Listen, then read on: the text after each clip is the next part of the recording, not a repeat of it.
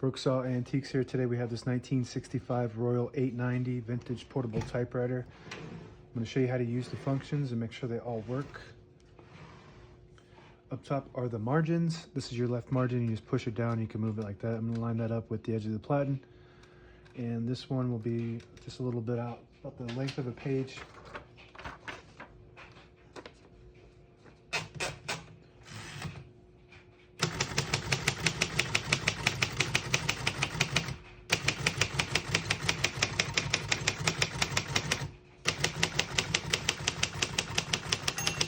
Once you hear the bell, you're at the end of the margin. You hit this line space, get you back to the beginning, and skips 1 or 2 spaces. Right now we have it on single, but if you want double, you just flip this switch forward and it skips 2. That works good. We're going to keep it on single and finish typing.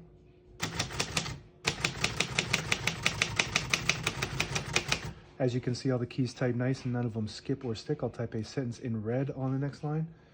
Switch from black to red. There's a switch on the right side here. Just go all the way up to the red dot and it prints the bottom portion of the ribbon.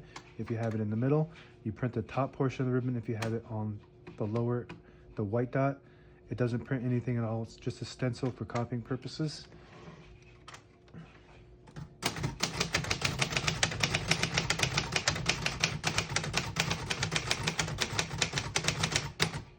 Very nice type of machine. Type as fast as you want on this. Very clean. Got a somewhat modern look to it. The 60s look.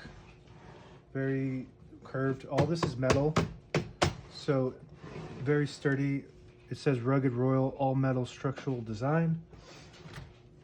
To pull the page out easy, there's a switch on the right side here. Just flip it forward and it unlocks the rollers underneath the platen, allowing you to pull the page out easy or load thicker paper like carbon copy or cardstock. Make sure you flip that back before you load the next page, or else it won't load correctly.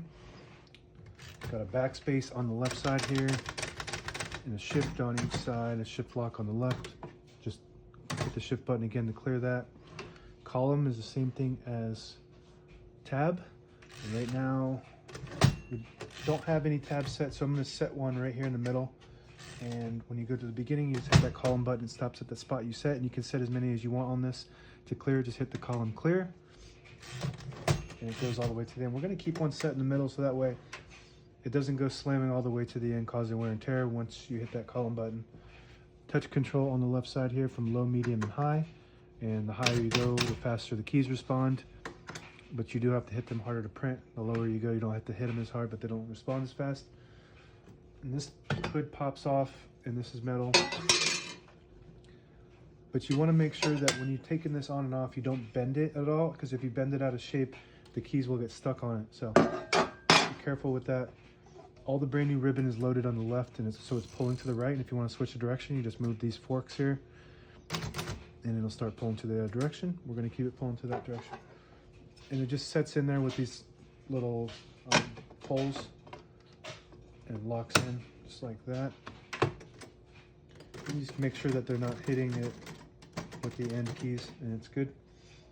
Margin release, so when you get to the end of the margin, there is a block that won't allow you to print. If you need to get past that, you just hit this margin release button, and it will allow you to type all the way to the end.